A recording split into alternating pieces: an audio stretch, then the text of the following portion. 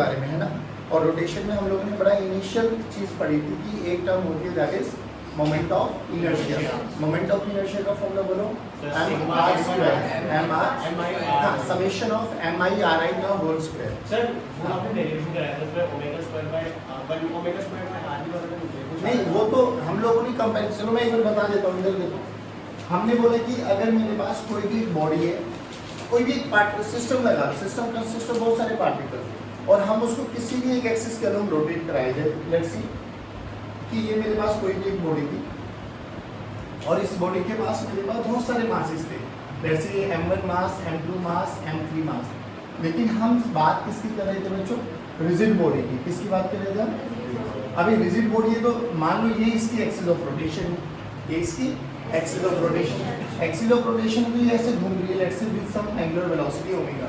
Rigid में हम लोग ने सर्कुलर मोशन में ये बात करी थी कि अगर कोई भी बॉडी रिजिड बॉडी होगी ना तो उसके हर पार्टिकल का क्या सेम रहेगा? ओमेगा। क्या चीज चेंज हो जाएगी? लीनियर वेलोसिटी, क्योंकि लीनियर वेलोसिटी और ओमेगा में रिलेशन है, v equals to perfect.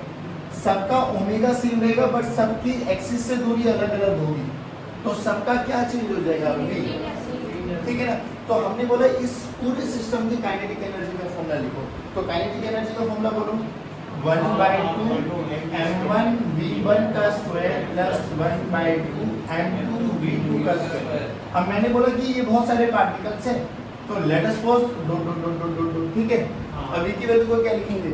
r1 into omega, तो सबका ओमेगा सेम है, रिजिड बॉडी है तो सबका ओमेगा सेम है। तो v1 को बोलो क्या लिखेंगे? r1 into ओमेगा का स्क्वायर। v2 को बोलो बच्चों r2 into ओमेगा का स्क्वायर। अब यहाँ पे जब हम लोगों ने v1 v2 की वैल्यू रख दी है, v1 v2 की वैल्यू रखो एक बार, 1/2 m1, r1 की वैल्यू रखो, तो देखो r1 का स्क्वायर ओमेगा का स्क्वायर है ना, v1 r1 into ओमेगा, तो ओमेगा का square plus 1/2 m2 into r2 का स्क्वायर into ओमेगा का स्क्वायर। एंड ऐसे ही सभी पार्टिकल्स की आएगी। ध्यान से देखो, यहाँ से 1/2 ओमेगा स्क्वायर कॉमन आ रहा है, तो हमने बोला m1 r1 का स्क्वायर प्लस m2 r2 का square and so on. N particles है तो अप टू mn rn का स्क्वायर, ऐसा समेशन आएगा हमारे पास। जब हम लोगों ने ये बातें करी तो हम लोगों ने बोला कि देखिए कुछ एनालॉजी लग रहा है किसकी तरह, जैसे हम लोग वहाँ पर बात करते थे काइनेटिक एनर्जी। काइनेटिक एनर्जी वहाँ पर बोलो 1/2 mv का स्क्वायर है ना, यानी अलग अलग पार्टिकल की वेलोसिटी। अब हमने देखो इसको थोड़ा कंपैरिजन किया, 1/2 जो काम वहाँ पर v करता था वो काम यहाँ पर ओमेगा करेगा, जो काम वहाँ पर m करता था वो काम ये करने वाला है ना। वहाँ पर m क्या होता था? हम लोगों ने बोला था कि m is nothing but inertia, जिसका मास ज्यादा उसका इनर्शिया ज्यादा। वहाँ पर हम लोगों ने बात करती है एनएलएम में। सिमिलरली हम लोग यहाँ पर बात करते हैं कि this is known as moment of inertia. क्या बोला बाबा? Moment of inertia. अगेन एक स्केलर क्वांटिटी है जो किसका समेशन है, तो moment of inertia is represented by I, that is equals to m1 r1 का स्क्वायर प्लस m2 r2 का स्क्वायर एंड सो ऑन। अगर बहुत सारे पार्टिकल्स है तो हम इनको समेशन में कर देते बेटा। ये समेशन रिप्रेजेंट करता है सम, टोटल करना बेसिकली। किसका बेटा सम किसका करना है? m और r का। अब यहाँ पे m i कर दो, r i कर दो, i की वैल्यू 1 2 लेके n तक चला दो। अरे हाँ ना बोलो। तो मोमेंट ऑफ इनर्शिया देखो, मोमेंट ऑफ इनर्शिया कैसी क्वांटिटी है? स्केलर, मास और रेडियस का प्रोडक्ट है बेसिकली, और r का स्क्वायर। अब ये r पे थोड़ा एम्फसाइज करो। अब ध्यान से देखो, जब हम कल बात कर रहे थे तो हम लोगों ने बोला था ये एक्सिस ऑफ रोटेशन है। क्रॉस का मतलब ये एक्सिस ऑफ रोटेशन ऐसी है, ठीक है ना। तो यहाँ से देखो ये वाली दूरी r1 है, ये वाली दूरी r2 है, ये वाली दूरी r3 है। तो यहाँ से कितने भी पॉइंट्स निकाल के लेके चले जाओ, क्या वो सभी के सभी इस एक्सिस के परपेंडिकुलर है? तो हमने क्या याद रखना है कि मोमेंट ऑफ इनर्शिया का जो फॉर्मूला है दैट इज mr²। उसमें m तो मास ऑफ द पार्टिकल को रिप्रेजेंट करता है, बट r क्या बच्चों? r परपेंडिकुलर डिस्टेंस है फ्रॉम द उस मास से लेके एक्सिस ऑफ रोटेशन के बीच का। बात समझ में? ये याद रखना है, r is what? Perpendicular distance from the axis of rotation. Simple, इतना लॉजिकल रखना है। अब it's a scalar quantity. Scalar quantity है तो बेटा इसकी यूनिट बताओ। मास की यूनिट होती है किलोग्राम और रेडियस की यूनिट होती है मीटर का स्क्वायर। नहीं है बच्चों? अब स्केलर क्वांटिटी है तो क्या करनी है हमें, देखो यहाँ पर हम दो चीज़ें पढ़ेंगे, पार्टिकल्स के लिए जब हम डिस्क्रीट पार्टिकल्स की बात करेंगे और जब हम लोग एक सिस्टम ऑफ उसकी बात करेंगे डिस्ट्रीब्यूटेड मास की, ठीक है ना। तो जब सिस्टम ऑफ पार्टिकल्स की बात करेंगे इट्स अ स्केलर क्वांटिटी, तो सबका individually moment of inertia calculate करेंगे और उनको चुपचाप ऐड कर देंगे, ठीक है ना। जैसे फॉर एग्जांपल अगर कोई मेरे से पूछा जाए कि हम लोगों ने 4 मासेस लिए m1 m2 m3, सभी का मासेस m1 मतलब mm मान लेता हूँ, और ये ना एक स्क्वायर की शेप बना रहे हैं। किसकी शेप बना रहे हैं बेटा? स्क्वायर की। अब सिंपल से बात सुनना, एक्सिस ऑफ रोटेशन आप लोगों को जनरली मतलब क्वेश्चन में मिलने वाला है। एग्जामिनर अपने आप पूछेगा कि इसके अलोंग निकालो, तो बहुत सारे केसेस में हमें अपने बेसिक आईक्यू से भी निकालना पड़ेगा। देखो मैं ये बोल रहा हूँ, ये मासेस एक स्क्वायर है जिसकी साइड ए है। कितने मास है बेटा जल्दी बोलो? 4। अब एक्सिस ऑफ रोटेशन में कहीं भी मान लो मैंने बोला ये मेरी एक्सिस ऑफ रोटेशन, अगर मुझे इस सिस्टम को इस एक्सिस ऑफ रोटेशन के अलोंग घुमाना है तो ये सोचो ये वाले मास की एक्सिस ऑफ रोटेशन से दूरी कितनी है? 0। तो इसका मोमेंट ऑफ इनर्शिया 0। क्यों? क्योंकि मोमेंट ऑफ इनर्शिया प्रोडक्ट है किसका? m into r का। अब r तो इसके लिए 0, इसका बोलो मोमेंट ऑफ इनर्शिया 0, इसका बोलो m into a perpendicular, m into इसका बोलो, तो टोटल ऑफ सिस्टम का moment of inertia ma square plus ma square. नहीं आया बेटा? पक्का? अब सुनो ध्यान से, अब मैं ये बोल रहा हूँ कि ये मेरी एक्सिस ऑफ रोटेशन है। अच्छा जहाँ पर भी मैं ए आर लिखूँ तो ये समझ लेना this is axis of rotation, ये मेरा एक्सिस ऑफ रोटेशन। अब बताओ ये एक्सिस ऑफ रोटेशन यहाँ से a/2 दूरी पर है, तो बोलो इसका मोमेंट ऑफ इनर्शिया ma/2 का होल स्क्वायर, ma/2 का होल स्क्वायर। सिमेट्री पता लगे ये चारों के चारों का सेम है, तो 4 into m into a/2 का होल स्क्वायर। नहीं आया समझ में? तो मैं बता देता हूँ 4 into मास सबका सेम है बाबा, और सबकी एक्सिस ऑफ रोटेशन से कितनी दूरी है? a/2, तो a/2 का होल स्क्वायर। नहीं आया बच्चों? पक्का? सुनो अब हमने एक्सिस ऑफ रोटेशन चेंज करके ना ये कर दिया डायगोनल इंटरसेक्शन। अच्छा ये डायगोनल इंटरसेक्शन तो ठीक है, बट ये है किधर? ये तो ऐसे है, हाँ ना बोलो। अब डायगोनल इंटरसेक्शन से ये मास कितनी दूरी पर है बताओ? इस मान लो ये मार्केट में भी एक्सिस ऑफ रोटेशन, तो बोलो ये कितनी दूरी होगी? तो अब हमें थोड़ा सा पीजीटी आना चाहिए लगाना कि भैया ये कितना होता है डायगोनल इंटरसेक्शन? √2a, √2a का हाफ कितना हो गया? a/√2। नहीं आया बेटा? पक्का? पक्का? तो ये दूरी भी a/√2 पे, ये दूरी भी a/√2 पे, ये दूरी भी a/√2 पे, ये दूरी भी a/√2 पे। अब बोलो moment of inertia 4 m a/√2 का। बोलो समझ में आया नहीं आया? श्योर? पक्की बात?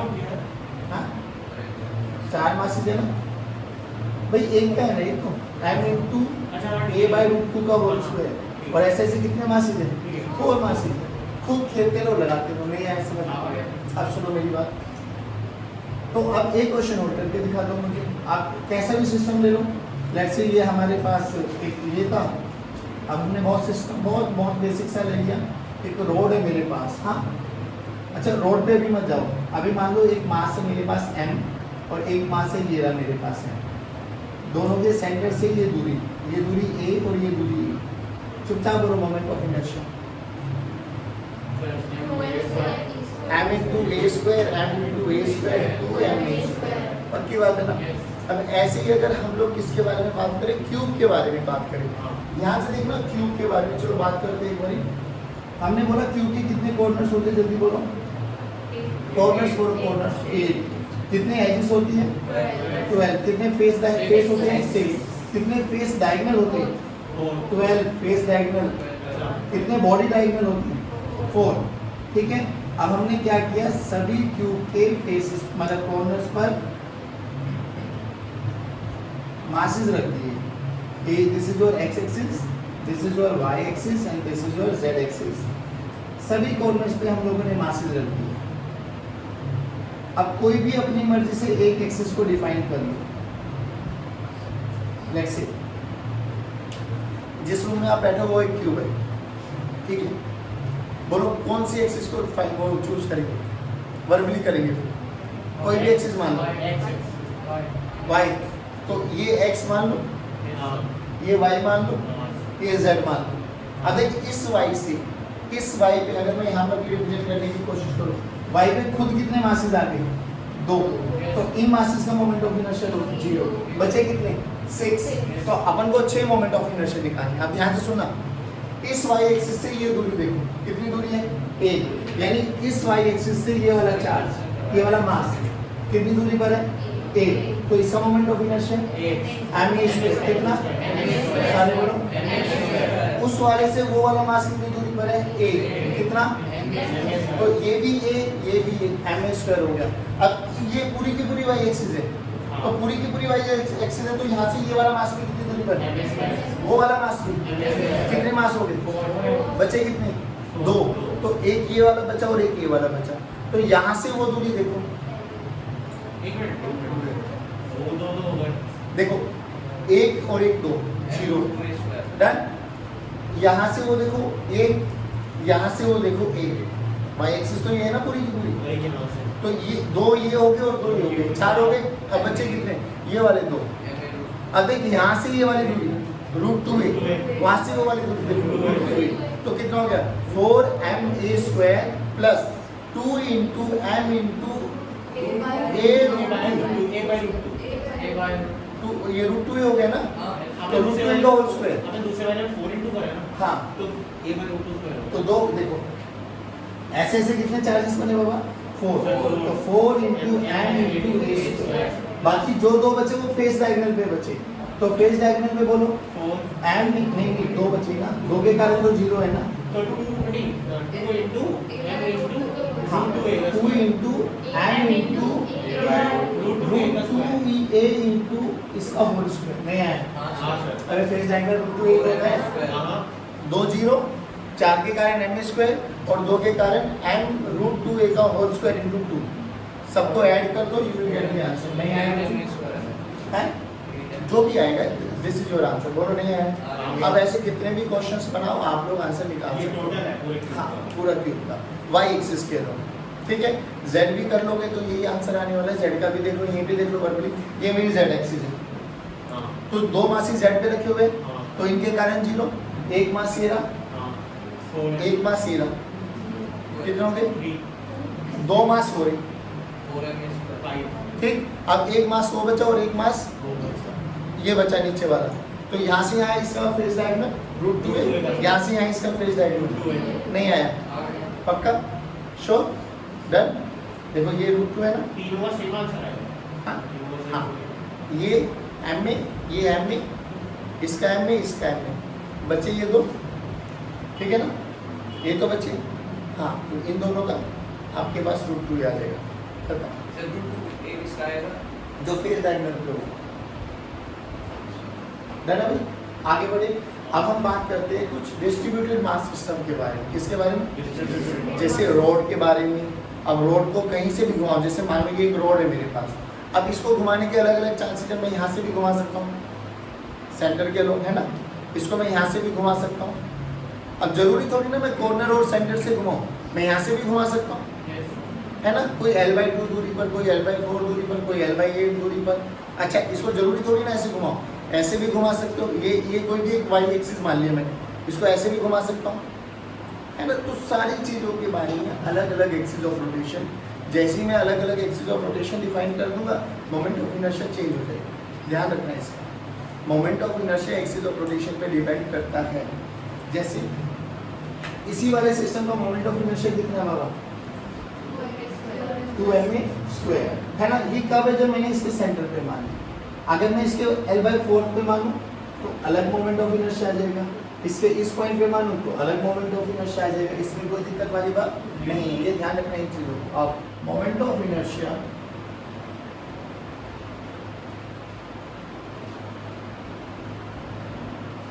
ऑफ डिस्ट्रीब्यूटेड मास सिस्टम, और सबसे पहला हमारे पास आता है बच्चों रोड, ठीक है। अच्छा ये जल्दी जल्दी बोल रहे हो। रोड के लिए क्या डिफाइन करेंगे? लैम्डा सिग्मा या रो लैम्डा। मान ली रोड है जिसका मास m है बाबा, मास m और लेंथ l, ऐसे मान के चलेंगे, मास m लेंथ l। और अगर हमें जरूरत पड़ी तो लैम्डा, अच्छा लैम्डा ml में क्या रिलेशन जल्दी बोलो, lambda this is equals to mass per unit length. अच्छा अब एक बात बताओ मुझे ना इसका मोमेंट ऑफ इनर्शिया कैलकुलेट करना है, क्या करना होगा? Moment of inertia.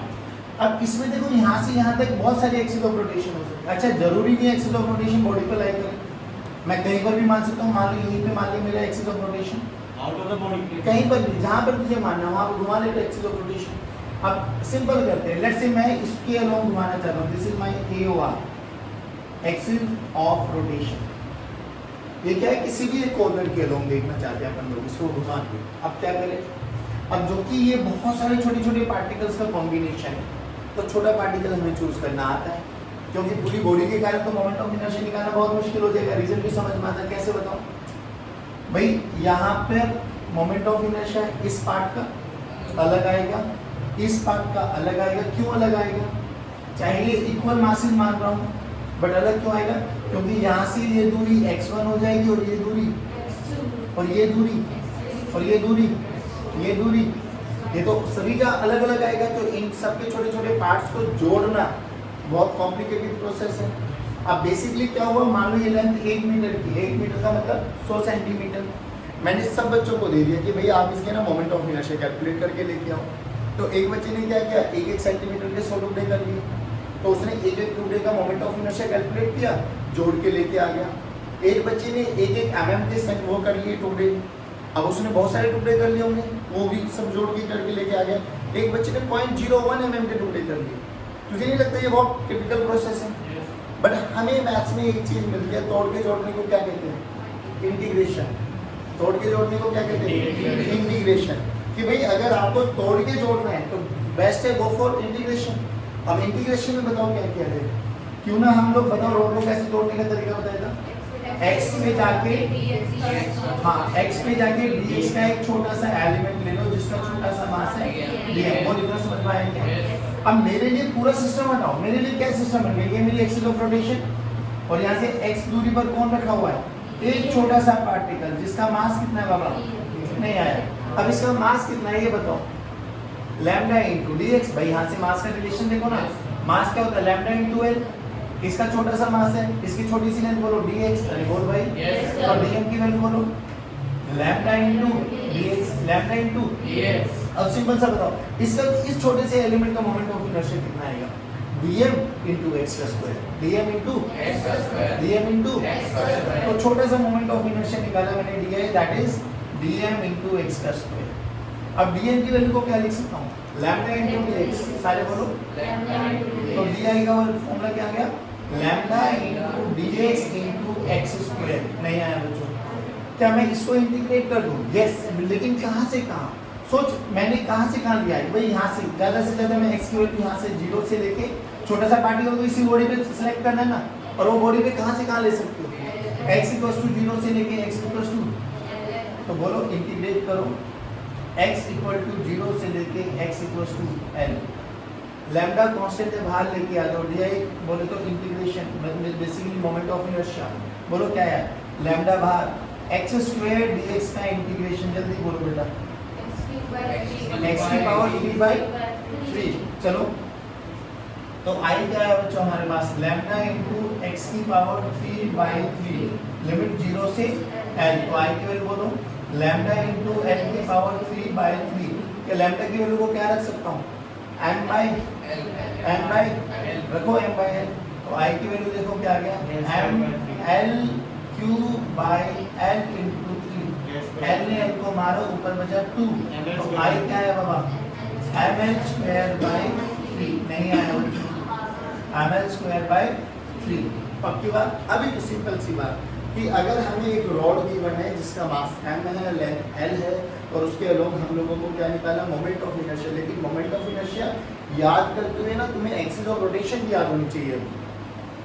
Centre of mass निकालने के लिए बहुत इजी था, किसी भी सेमी सर्कुलर आर्च सीटी है 40 डिग्री, सब चीज़ें हमें पता था, चलिए ट्रांसफर हरियाणा रोड से दिल्ली चलती है ना, सब हम लोगों को याद था।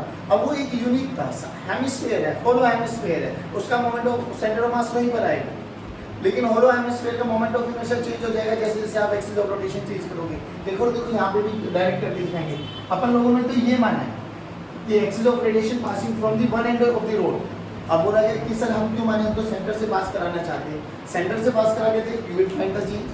अब बोलो सेंटर से पास करेंगे मोमेंट ऑफ इनर्शिया, मान लो वही सब डेटा वही है, वही रोड है जिसका लेंथ l है, मास m है, तो लैम्डा की वैल्यू बोलो अभी भी यही होगी m/l. लेकिन अब मेरी एक्सिस ऑफ रोटेशन क्या है बेटा, जो कि सेंटर ऑफ मास से पास होते हुए जा रही है. सेंटर ऑफ मास का मतलब मिड पॉइंट, तो L/2 हो जाएगा. तो यहाँ से ये दूरी बोलो, L/2 वहाँ से वो दूरी बोलो. नहीं आ रहा बच्चों. अब सिंपल सी बात बताओ, अब क्या करें, तरीका तो अभी भी वही है, x पे जाके dx का एक एलिमेंट ले लो. अब x कहाँ से चूज करें, तो क्यों ना सर मैं यहीं से ले लूँ, है ना.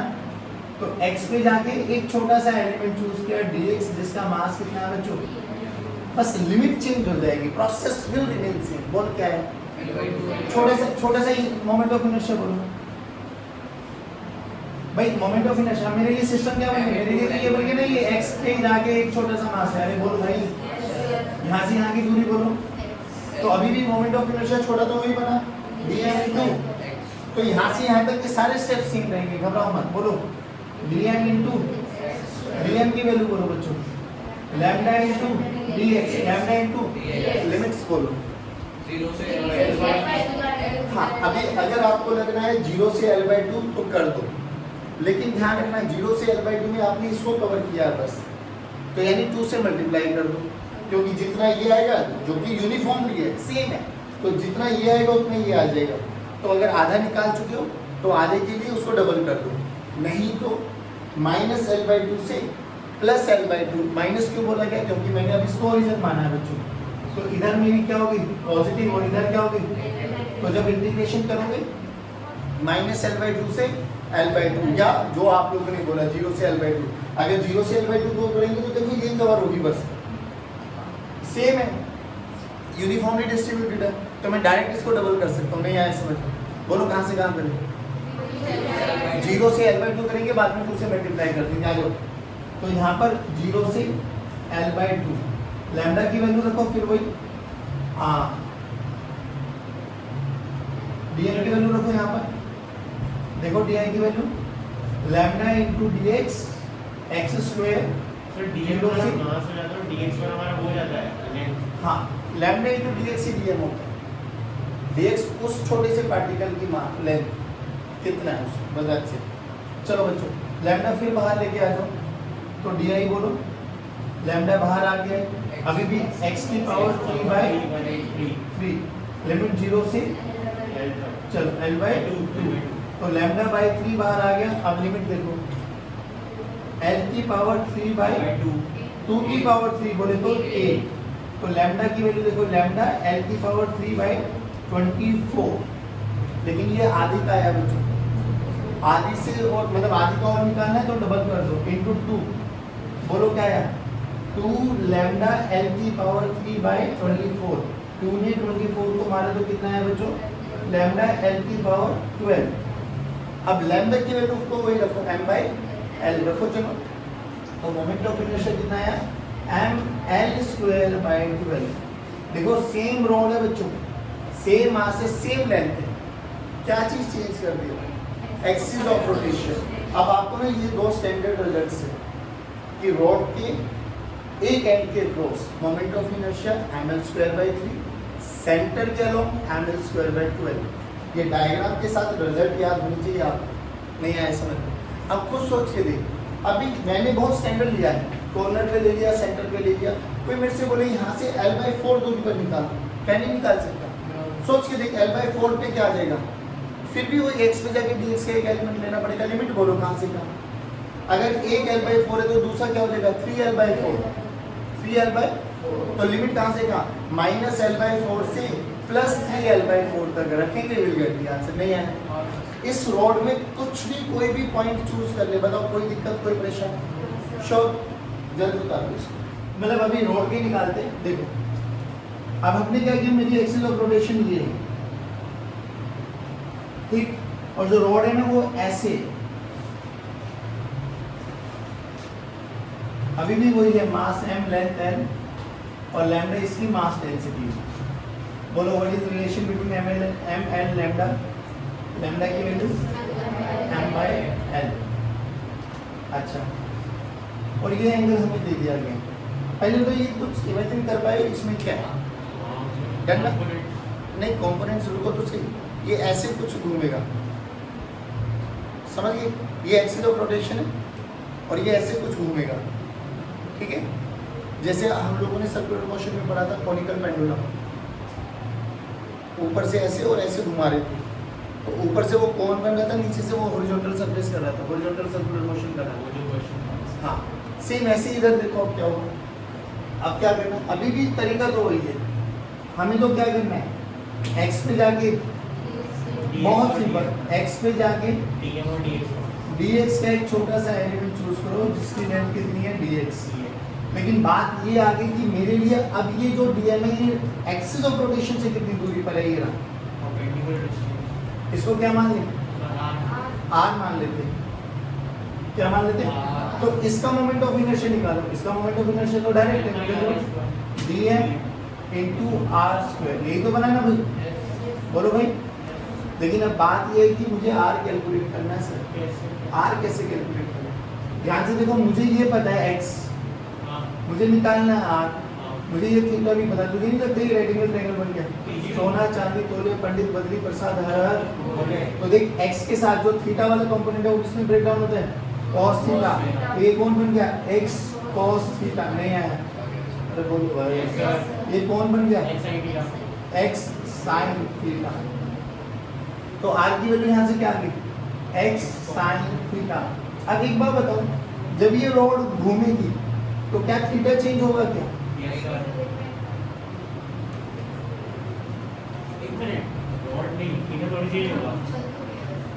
हाँ, अच्छा, वो बैटरी को, हाँ, मैं वही पूछ रहा हूँ, जैसे हम इसको रोटेट कराएंगे, ये जैसे जैसे रोटेट करेगा, अगर ये एंगल 30 डिग्री है तो थ्रू आउट क्या रहेगा, श्योर ना?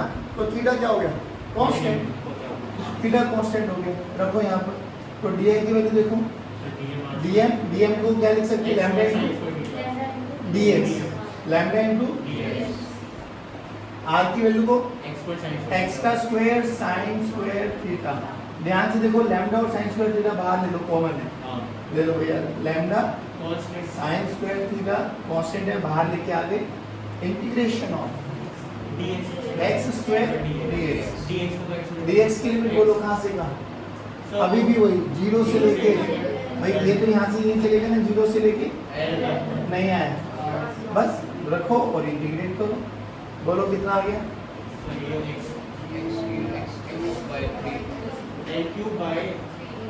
बोलो बोलो बोलो, lambda sin square theta l की पावर 3, x की पावर 3/3, तो l की पावर 3/3 डायरेक्ट लिख दूं ना? तो लैम्डा की वैल्यू तो बोलो, m/l sin square theta, l की पावर 3/3, एक l ने एक l को, एक l ने एक l को, तो देखो m/l² sin square theta. Again a very important result, बहुत इंपॉर्टेंट रिजल्ट यूज होने वाला है, नहीं आया समझ में? 3 रिजल्ट्स आपको याद होने चाहिए, कौन कौन से 3? रॉड है, मास m है, लेंथ l है, यूनिफॉर्म डेंसिटी है, किसी भी एक कॉर्नर के अक्रॉस ml²/3, सेंटर के अक्रॉस ml²/12, और अगर वो एंगल पे रोटेट कर रही है तो ml²/3 sin स्क्वायर थीटा। लेकिन ध्यान ये रखना बाबा, थीटा किसके साथ है, एक्सिस ऑफ रोटेशन और रॉड के बीच का एंगल है। कई बार क्या देते हैं, वो आपको ये एंगल दे देंगे हॉरिजॉन्टल के साथ, तो क्या कॉमन बुद्धि से ये वाला एंगल निकाल लेना है? नहीं आया समझ में? बहुत सारे क्वेश्चंस में मिलेगा, इसलिए मैं कह रहा हूँ रिजल्ट के साथ साथ ना आप लोगों को ये भी याद होना चाहिए कि आपने कौन सा एलिमेंट कहाँ से सिलेक्ट किया है। Danny, this is all about your rod. अच्छा, इस रॉड पे एक दो चर्चा और कर लेते हैं। मान लो अभी भी रॉड वही है, बॉल कितना मास m, लेंथ l और लैम्डा, लेकिन अब एक्सिस ऑफ रोटेशन है ना, इसकी बॉडी पर ना देखे ना, यहाँ पर दे दिया, ये दे दिया, बोलो घूमेगी नहीं घूमेगी? हाँ घुमा सकते, यहाँ से यहाँ तक की दूरी बोलो, x मान ले, r मान ले, व्हाटएवर जो तुझे मानना है वो मान ले। सिंपल सी बात बता, क्या रोड का हर एक एलिमेंट एक्सिस ऑफ रोटेशन से x दूरी पर है? बोलो भाई, पक्की बात है ना? क्या ये वाला एलिमेंट भी x दूरी पर है, ये वाला भी x पे, ये वाला भी Yes, x sir. पे, ये वाला भी x पे, ये वाला भी x पे, ये वाला भी x पे, ये वाला भी Yes, sir. तो इसमें तो कोई दिक्कत ही आएगी नहीं। तो इसमें तो क्या कर लो, ये छोटा सा एलिमेंट चूज कर लो, बोलो bm, तो बोलो moment of inertia di bm into क्या x कांस्टेंट है या वेरिएबल है? कांस्टेंट यार, x क्या है? क्योंकि हर एक पार्टिकल x दूरी पर है ना भाई, तो x को बाहर लेके आ जाओ। bm का इंटीग्रेशन बोलो डायरेक्ट m, बस सिंपल mx स्क्वायर। बहुत सारे केसेस में रिजल्ट यूज करेंगे, बहुत सारे केसेस में सेम ऐसे भी आ जाएगा, ऐसे भी आ जाए तो कोई दिक्कत वाली बात, ये एक्सिस ऑफ रोटेशन। आप बोलो अभी भी वही है, मान लो ये दूरी है y है, तो बोलो moment of inertia m by square, m by this is all about road। Road के कॉर्नर पे आ जाए, रोड के सेंटर पे आ जाए, रोड के एंगल पे रोटेट करना आ जाए, रोड से x एक्सिस दूरी पर आ जाए, y पर आ जाए, कैसे भी आ जाए, दिस इज ऑल अबाउट। जल्दी बोलो रोड का moment of inertia along one and के अक्रॉस mn स्क्वायर 3 सेंटर पे एंगल पे mn square by 3 sin square theta. Angle कहां से? वर्टिकल एक्सिस ऑफ रोटेशन से, नीचे हॉरिजॉन्टल से। और अगर ऐसे आ जाए तो जो भी इन दोनों के बीच की दूरी होगी, हर एक पार्टिकल उससे x दूरी पर है तो mx स्क्वायर नहीं आया, ऐसे आ जाए तो my स्क्वायर। इसमें कोई दिक्कत वाली बात, सिंपल समझ में आया, पक्की बात, मेक अ नोट।